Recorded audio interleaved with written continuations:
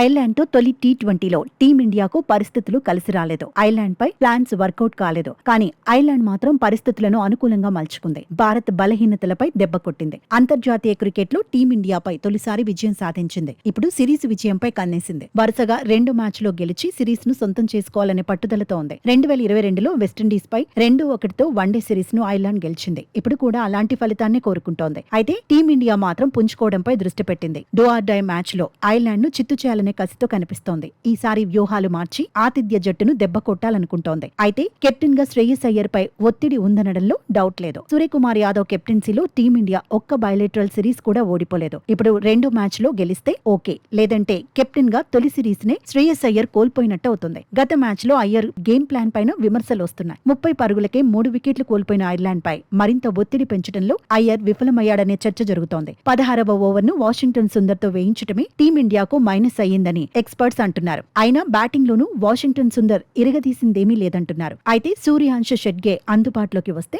Washington Sundar ను bench కే పరిమితం చేసే అవకాశం ఉందంటున్నారు. లేదంటే ఈ స్పిన్ ఆల్రౌండర్ ప్లేస్ లో వైభవ్ సూర్యవంశీని ఆడించాలంటున్నారు. అప్పుడు రెగ్యులర్ ఓపెనర్లలో ఒకరు 1 డౌన్ లో ఆడాలని సూచిస్తున్నారు. వాషింగ్టన్ సుందర్ ప్లేస్ లో సూర్యాంశ్ షెడ్గేను ఆడిస్తే తుది జట్టులో ఇంకా 1-2 మార్పులు ఉండొచ్చనే చర్చ జరుగుతోంది. ఓపెనర్లుగా లెఫ్ట్ రైట్ కాంబినేషన్ కి టీమ్ మేనేజ్మెంట్ జై కొట్టే అవకాశాలున్నాయి. అలాంటప్పుడు సంజు శాంసన్ ఒక ఓపెనర్ గా కొనసాగుతాడు. మరో ఓపెనర్ స్లాట్ కోసం వైభవ్ సూర్యవంశీ, అభిషేక్ శర్మ మధ్య పోటీ తప్పకపోవచ్చు. ఆ తర్వాత ఇషాన్ కిషన్, శ్రేయస్ అయ్యర్, తిలక్ వర్మ ఎలాగో ఉంటారు. శివం దుబే, అక్షర్ పటేల్ కొనసాగటం ఖాయమనే అంచనాలున్నాయి. పేస్ విభాగంలో హర్షదీప్ సింగ్, హర్షిత్ రాణా కీలకం కాబోతున్నారు. అయితే ప్రసిద్ధ్ కృష్ణ ప్లేస్ లో ప్రిన్స్ యాదవ్ లేదంటే రవి బిష్నోయ్ తీసుకునే అవకాశాలున్నాయి. ఐర్లాండ్ మాత్రం తుది జట్టులో మార్పులేమీ చేయకపోవచ్చు.